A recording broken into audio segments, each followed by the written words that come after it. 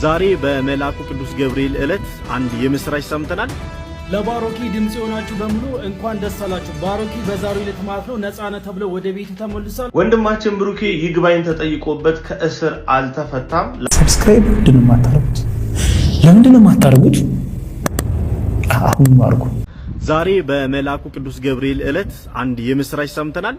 ወንድማችን ባሮክ በ30 ሺህ ብር ዋስ እንዲለቀቅ ፍርድ ቤት አዟል። እንኳን ደስ አላችሁ ሁላችሁም ኦርቶዶክሳውያን። ወንድማችን እንግዲህ በዕለተ ቀኑ ገብርኤል ዛሬ አላሳፈረንም። ለቤቱ ያብቃ ወንድማችን። ኦርቶዶክሳውያን ደግሞ ሁላችሁም እንኳን ደስ አላችሁ፣ እንኳን ደስ አለን።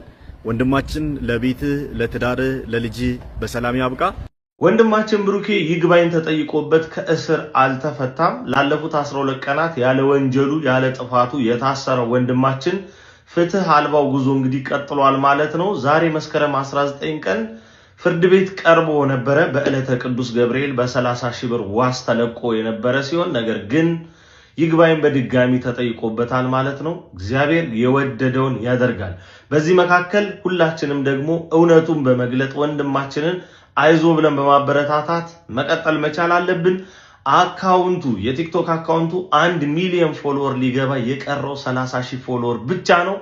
አሁንም የወንድማችን ብሩኬን አካውንት 1 ሚሊዮን አስገብተን ስጦታ አድርገን እንጠብቀዋለን ማለት ነው። ግዴለም እግዚአብሔር አምላክ ይፈራል። በክርስትናችሁ አትፈሩ። በክርስትናችሁ የሚመጣባችሁ ትችት ካለ መገለል ካለ እርግጠኞች ከሆናችሁ ስለስሙ በስሙ ስለተጠራው እሱን ስላከበሩ መመሪያውን ስለጠበቅኩ ነው እንዲህ ሆንኩት ብላችሁ የምታምኑ ከሆነ የሚመጣባችሁን ተግዳሮት ሁሉ ተሸከሙ። ያን ጊዜ ነፍሳችሁን አድናችኋል። ያን ጊዜ በእግዚአብሔር ፊት ሞገስ አግኝታችኋል። ሞገስ አግኝታችኋል። መስቀል ማለት ይሄ አይደለም።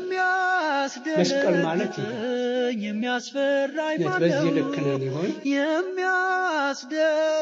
ሲደላ ክርስቲያን ደግሞ ሳይደላ ደግሞ ሌላ የምንሆን ሌባ ስናይ ሌባ፣ ውሸታም ስናይ ውሸታም የምንሆን ከሆነ መስቀሉን አልተሸከምንም ማለት ነው። በእግዚአብሔር ልጅ አፍረንበታል ማለት ነው። አትፈሩብኝ አለው። ስለዚህ ይሄን ተግዳሮት መቋቋም መስቀል ይባላል። የእያንዳንዳችን መከራ ማለት ነው።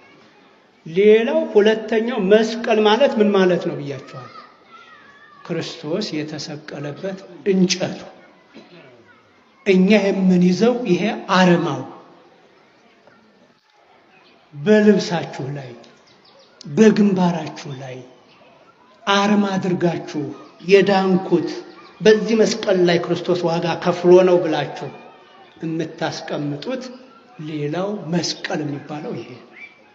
ሁለተኛው መስቀል የሚባለው ይሄ እውነት ነው። ይሄም በእምነት አይን የሚታይ ነው። በእምነት አይን ለማያይ ሁሉ ይሄ እንጨት ነው።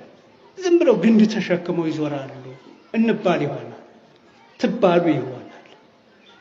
መስቀሉን አርማ ስታደርጉት ተሳስታችሁ ይሆናል፣ እንደ ተሳሳታችሁ ይታሰብ ይሆናል። መስቀሉ ግሸን ላይ ነው በረከት ላግኝ ብላችሁ ስትሄዱ እሚተች ይኖራል። በእምነት አይን የማያይ ልብ በሉ፣ በእምነት አይን የማያይ ስተት አይደለም። አባቶቻችን መስቀሉን ስዕሉን እንድንጠቀምበት ሲያዘጋጁ ከክርስቶስ እየነጠሉን አይደለም።